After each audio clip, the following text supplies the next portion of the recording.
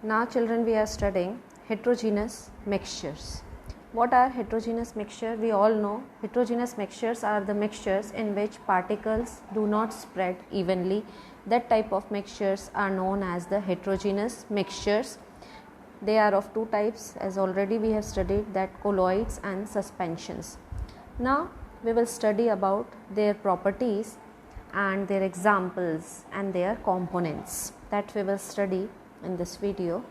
So first let's talk about the colloid. What are the colloids? So children, colloids, they are again heterogeneous mixture.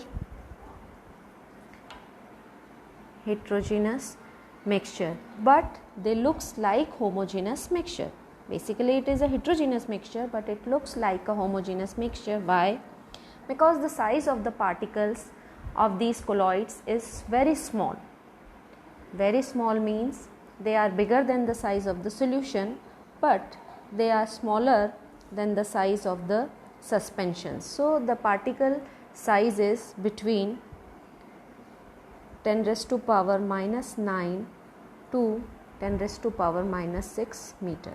So that is why it is a heterogeneous mixture, but it appears to be homogeneous mixture. Now what are the components of a colloid? Components of a colloid. So again, as we have studied in the solution, here also two components. The first component is the dispersed phase and the second component is the dispersing medium.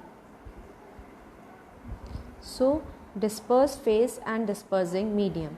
Now what is dispersed phase? So dispersed phase is solute like particles which are known as the dispersed phase, means which is present in the smaller amount, as the solute was there in case of solution. So we can compare it with the solutes which is present in the smaller amount.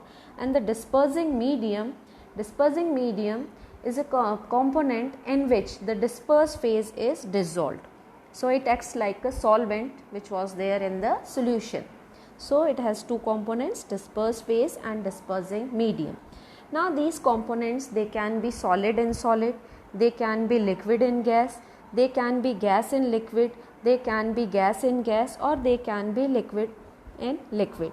As this also we have studied in the solutions, that solutions components like solute and solvent, they can also be liquid or gas, they can also be solid or gas, and we have studied their examples. So in this case also, the dispersed phase and the dispersing medium, these are the two components. Dispersed phase is solute like particles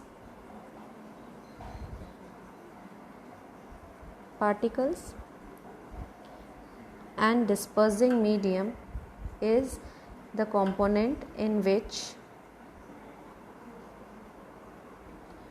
dispersed phase is dissolved. So it means it is present in the smaller amount and it is in the larger amount. Now coming to the properties of colloids. First property of colloid is size of the particle. The particle size is very small, which cannot be again seen by the naked eyes, and the range is 10 raised to power minus 19 to 10 raised to power minus 6 meters. That's why we cannot see them with the help of our naked eyes. That is why a colloid, it looks homogeneous, but actually it is a heterogeneous mixture. So this is the first property. Then second property is again, it is not separated by filtration. We cannot separate them. Filtration.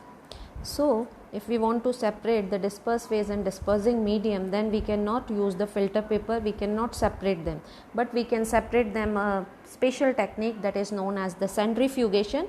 The centrifugation we will study in the same chapter afterwards in the techniques. So it cannot be separated by filtration. Now they shows the scattering of light. Scattering of light, which is known as the Tyndall effect. Tyndall effect. What is scattering of light? When light passes or when light passes on these particles, then light get reflected and the path of the particles become visible to us. This is known as the scattering of the light. And if this scattering of light it takes place by the colloids, then it is known as the Tyndall effect. So Tyndall effect means when scattering of light it takes place by colloidal particles, then it is known as the Tyndall effect. Now next point is they are stable enough. We cannot see them again, separate boundaries in them, so they are also stable. Now coming to the next point that I have already made, dispersed phase and dispersing medium. These are the different examples of dispersed phase and dispersing medium. These colloids, they are of many types. Aerosols, they are of foam and emulsions. Dispersed phase, if it is dispersed phase is liquid and dispersing medium is a gas, then this type of colloid are known as aerosol, and examples is fog, this is the example, and the cloud. These are the two examples. If dispersed phase is solid and dispersing medium is a gas, then it is also an aerosol and its example is smoke. Liquid, if dispersed phase is a gas and if dispersing medium is a liquid, then this type of colloid is known as the foam. Example is shaving cream. If dispersed phase is liquid and dispersing medium is also liquid, then this type of colloid is known as emulsion. Example is milk. So these are some different types of the colloids and their example, and which phase is the dispersed phase and which is the dispersing medium in them. So that is about this. Now coming to the last one, that is suspension. In the suspensions, again they are heterogeneous mixtures.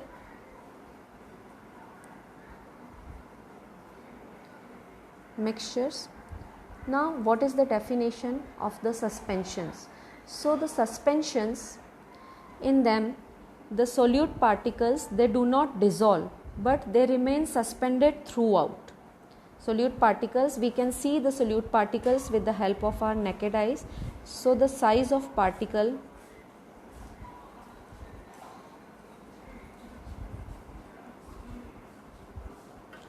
large, it is largest among all three.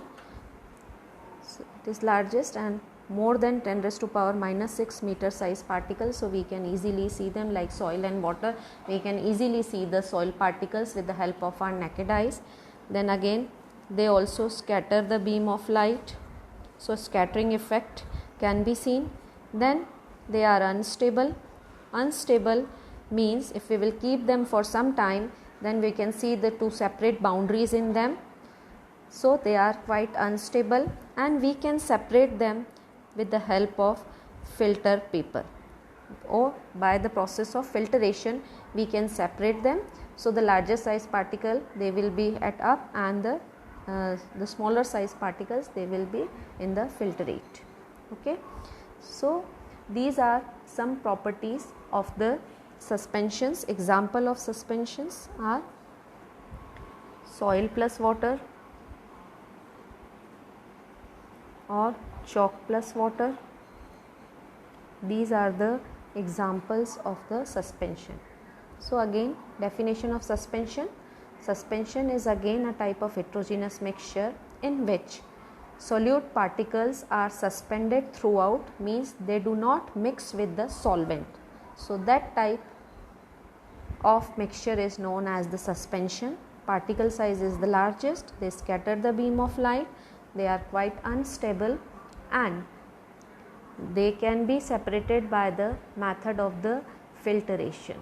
So that is about these, and now we can differentiate between the solutions, colloids and the suspension with the help of these properties, that what type of mixture is this, then size of particle, then the scattering effect they show or not, if their stability, and the method of their filtration. So these are some points on the basis of which we can differentiate in between the solutions, colloids and the suspensions. Thank you.